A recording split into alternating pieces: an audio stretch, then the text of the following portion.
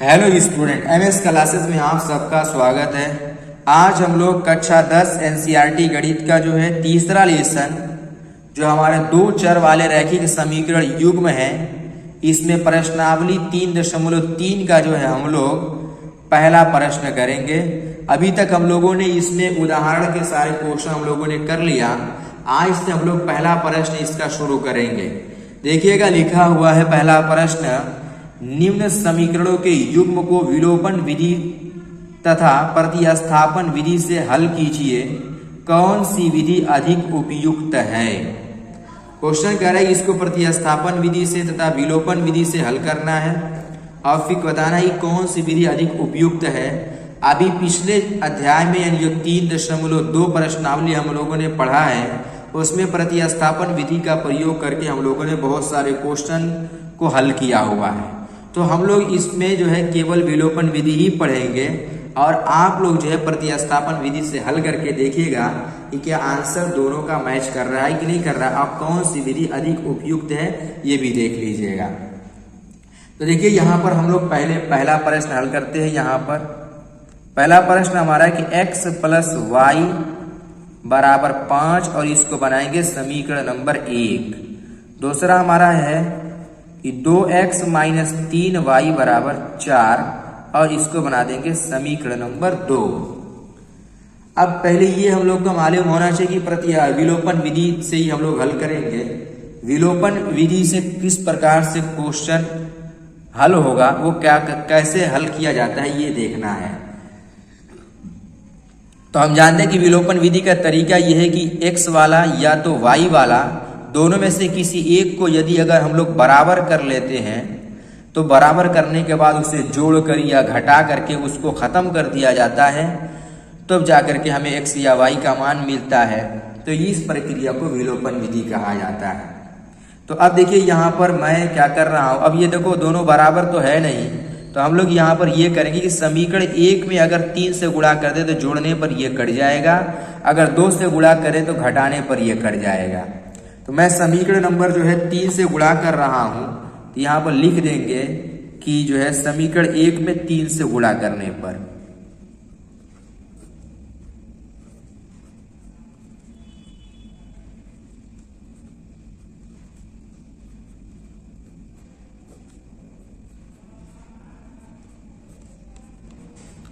समीकरण 1 में 3 से जो है क्या करेंगे हम लोग गुणा कर लेंगे। अब समीकरण 1 में जब 3 से गुणा करेंगे तो हमारा क्या होगा, 3x + 3y, यहाँ पर 3 × 5 = 15। और फिर यहाँ पर इसको ऐसे ही लिख देंगे 2x - 3y = 4। अब देखो, अगर इसको जो है हम लोग केवल जोड़ दें तो ये वाला स्टेप कट जाएगा, यानी 3y से 3y कट गया, क्योंकि ये प्लस में ये माइनस में कट गया। अब ये 3x और प्लस 2x कितना हो जाएगा हमारा, ये हो जाएगा हमारा 5x, और ये जब जोड़ेंगे तो ये हमारा कितना आएगा 19 हो जाएगा। यानी ये जो हम लोग को मिला वो 5x = 19 हो गया। अब इसमें से हम लोग को करना क्या है, x का मान निकालना है। x का मान कितना मिल जाएगा, 19 के बटा में क्या मिल गया 5, क्योंकि यहाँ पर जो है 5 के साथ x गुणे में है। x का मान निकालने के लिए हम लोगों ने क्या किया, 19 को जो है पक्षांतर कर दिया और यहाँ पर जो है 5 को बटे में लेकर के आया गुणा में। यहाँ पर 5 हमारा क्या हो गया, बटे में हो गया। x का मान हमें मिल गया 19 के बटा में 5। अब इसके बाद जो है ये x का मान हम लोग समीकरण नंबर 1 में रख लेंगे, चाहे समीकरण नंबर 2 में रख लेंगे, तब जाकर के हम लोग को y का मान मिल जाएगा। अब देखिए, मैं x का मान समीकरण नंबर 1 में रख दे रहा हूं। यहां पर लिखेंगे कि x का मान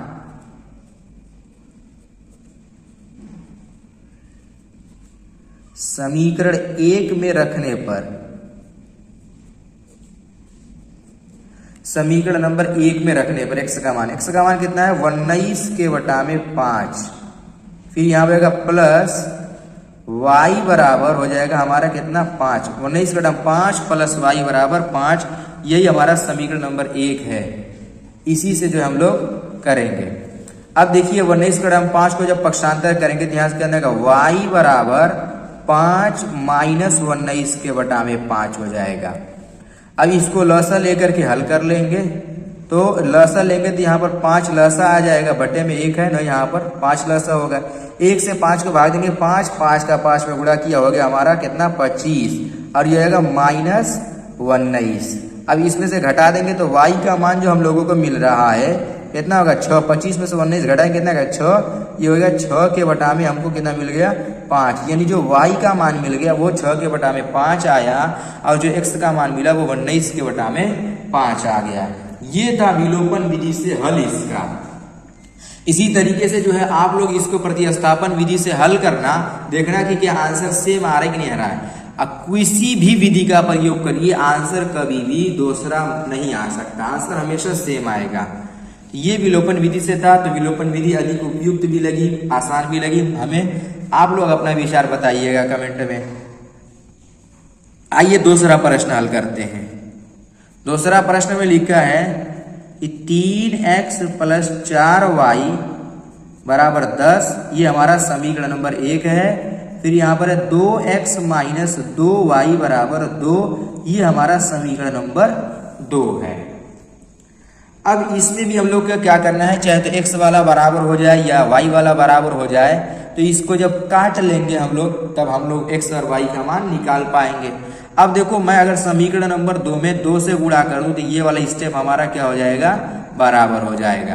तो यहाँ पर मैं क्या कर रहा हूं, लिख देंगे कि समीकरण 2 में 2 से गुणा करने पर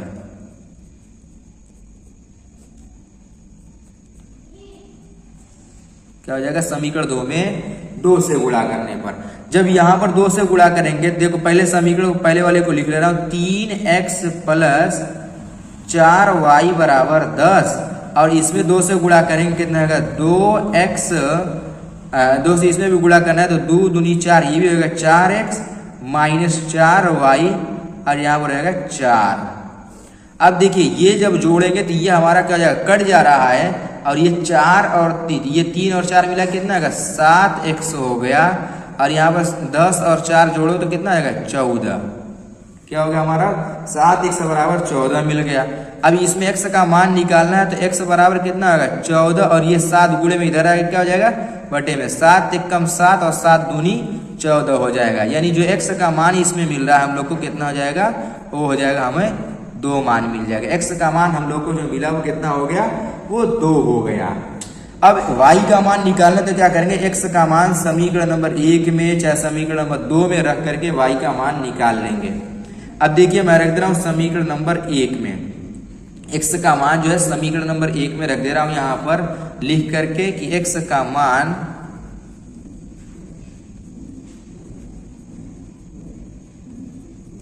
समीकरण 1 में रखने पर,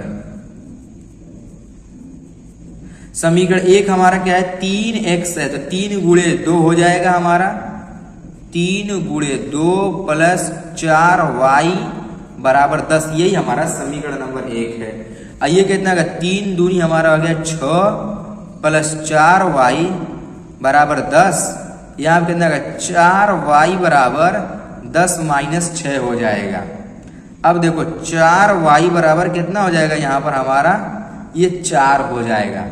y का मान इसमें से निकालना है तो y बराबर 4 के बटा में 4 हो गया, 4 से 4 एकम 4, 4 एकम 4, तो y का जो मान हम लोगों को मिल गया वो कितना मिला, 1 मिल गया।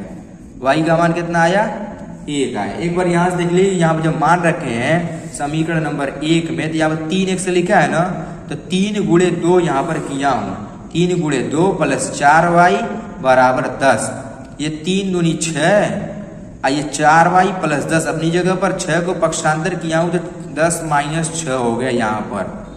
अब 10 - 6 तो 4 आया, ये 4y बराबर 4, 4 इधर गुणे में था, इधर जब लेकर के आया तो बटे में हो गया।